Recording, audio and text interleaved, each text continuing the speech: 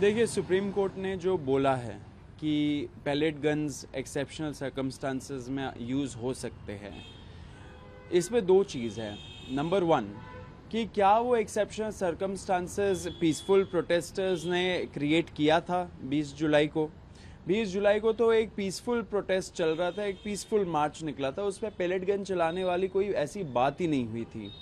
तो supreme court को rather than passing such statements कि वो पैलेट गन चला सकते हैं, एक्सेप्शन में चला सकते हैं, उनको ये देखना चाहिए था एंड सख्त तरीके से स्ट्रिक्टली देखना चाहिए था कि क्या वैसे सरकमस्टांसेस थे जिसके वजह से एक इंसान का आंखों की रोशनी चली गई। And pellet gun, second point ये है कि क्या पैलेट गन्स आप इन एनी केस यूज़ कर सकते हो किसी पीसफुल प्रोटेस्टर्स के खिलाफ। मतलब कि ये हमारे ही लोग हैं, हमारे ही बच्चे हैं, वो अपना एक संवैधानिक अधिकार को एक्सरसाइज कर रहे थे प्रोटेस्ट करके। ये कोई वॉर जोन तो है नहीं, यहाँ पे कोई टेररिस्ट गतिविधि तो है नहीं कि आप पैलेट गन यूज़ करोगे। जस्ट बिकॉज वो आपने अपने रूल बुक में डाल दिया कि पैलेट गन यूज़ कर सकते हो, तो कल को आप रूल बुक में ये भी लिख दीजिए कि AK-47 भी चला सकते हैं एक्सेप्शनल सर्कमस्टांसेस में। ये भी लिख दीजिए कि टैंक लाके आप ब्लास्ट भी कर सकते हैं लोगों को एक्सेप्शनल सर्कमस्टांसेस में। बात ये नहीं है कि रूल बुक में आपने क्या लिखा, उसका मोरालिटी का क्या है। Is it moral to be using all of this against peaceful protesters. ये चीज़ों पे हम लोगों को ध्यान देना चाहिए। एंड बहुत राइटली पार्लियामेंट में ये क्वेश्चंस उठ रहे हैं कि किसने ऑर्डर दिया पैलेट गन यूज़ करने का। होम मिनिस्टर अमित शाह का क्या था इसमें रोल, क्योंकि अल्टीमेटली तो वही देख रहे थे कि दिल्ली में क्या हो रहा था। एज होम मिनिस्टर वही देखेंगे, वही ऑर्डर्स देंगे। ऐसा तो हो नहीं सकता कि पुलिस अपने मन से कुछ भी करे। तो ये सारे क्वेश्चंस का जवाब मिलना चाहिए हम लोगों को। पैलेट गन ज़रा सर अनएक्सेप्टेबल है किसी भी लोकतांत्रिक देश में किसी भी प्रोटेस्टर्स के खिलाफ यूज़ करने का। We condemn this. Supreme court को भी सख्त तरीके से इन सब चीज़ों पे सोचना चाहिए रादर देन रबर स्टैंपिंग या ओकेइंग ऐसे मेजर्स। सर, विपक्ष लगातार पैलेट गन वाले मामले में इस्तीफे की मांग कर रहा है अमित शाह जी की, तो इसको किस तरह से? देखिए, विपक्ष अपना काम कर रही है। विपक्ष का काम ही है क्वेश्चन पूछना एंड सरकार को अकाउंटेबल ठहराना। पार्लियामेंट में डिस्कशन भी हो रहा था, मैंने देखा। इस चीज़ पे भी डिस्कशन होना चाहिए कि 20 जुलाई को किससे क्या ऑर्डर दिया था एंड उसके वजह से जितना ख़राब तरीके से पुलिस से व्यवहार किया प्रोटेस्टर्स के खिलाफ एंड इतना ज़्यादा बर्बरता हुआ है प्रोटेस्टर्स के खिलाफ, उसका जवाब कौन देगा। तो ऑब्वियस सी बात है कि होम मिनिस्टर को इस चीज़ का जवाब देना चाहिए एंड विपक्ष को उनसे पूछना भी चाहिए सवाल। अभिजीत दिपके जी ने प्रधानमंत्री द्वारा बनाए गए वीडियो को लेकर कहा है कि क्यों ना प्रधानमंत्री इन्फ्लुएंसर बन जाए, इस चीज़ को किस तरह देखते हैं? देखिए, वो अभिजीत दिपके ने बोला है तो वो काफ़ी कॉम्पिटेंट है अपने स्टेटमेंट्स को डिफेंड करने के लिए एंड इसमें कुछ डिफेंड करने का है भी नहीं।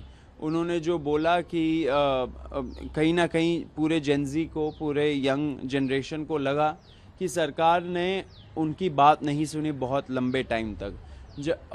उनकी बात सुनी भी नहीं एंड बाद में 20 जुलाई को उनके साथ बर्बरता भी करवाया प्रधानमंत्री मोदी ने। तो ऑब्वियसली जायज़ सी बात है कि उसके खिलाफ गुस्सा भी होगा। कंगना रनौत ने आपको गूगल किया है, उसमें आपकी एज 28 साल बताई गई है, तो उनका कहना है कि आप 28 साल से किस तरह स्टूडेंट लग रहे हैं। 28 साल में तो मैंने दो अवार्ड जीत लिए थे। देखिए, कंगना जी को तो उनका गूगल भी गलत इन्फॉर्मेशन बताता है, इससे पता चल रहा है। मैं 28 का नहीं, मैं 27 साल का हूँ, वो भी अभी कुछ टाइम पहले ही मैं 27 साल का हुआ हूँ। मैं स्टूडेंट भी नहीं हूँ, गूगल भी वही बताएगा स्टूडेंट हूँ नहीं, मैं जर्नलिस्ट हूँ एंड मैंने भी कभी क्लेम नहीं किया कि मैं एक्टिव स्टूडेंट हूँ। मैं स्टूडेंट ऑफ लाइफ हूँ। सब लोगों को स्टूडेंट ऑफ लाइफ होना चाहिए, वैसे ही हम लोग आगे बढ़ेंगे, वैसे ही हमारे अंदर एक अंडरस्टैंडिंग आएगा।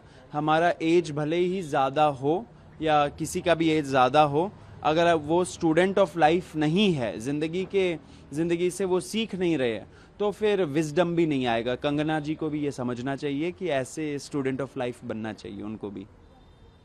दिल्ली पुलिस ने कहा है कि वो किसी भी प्रोटेस्टर के साथ जो एफआईआर कर रही है उसके पर एक्शन नहीं करेगी। देखिए, दिल्ली गवर्नमेंट, मतलब कि ये LG के तरफ से ये निकला है पूरे एनसीटी ऑफ दिल्ली के लिए कि जितने सारे FIRs दर्ज हुए थे, उन्होंने अपना काउंट दिया है 13, लेकिन मेरे काउंट के हिसाब से 20 FIRs है।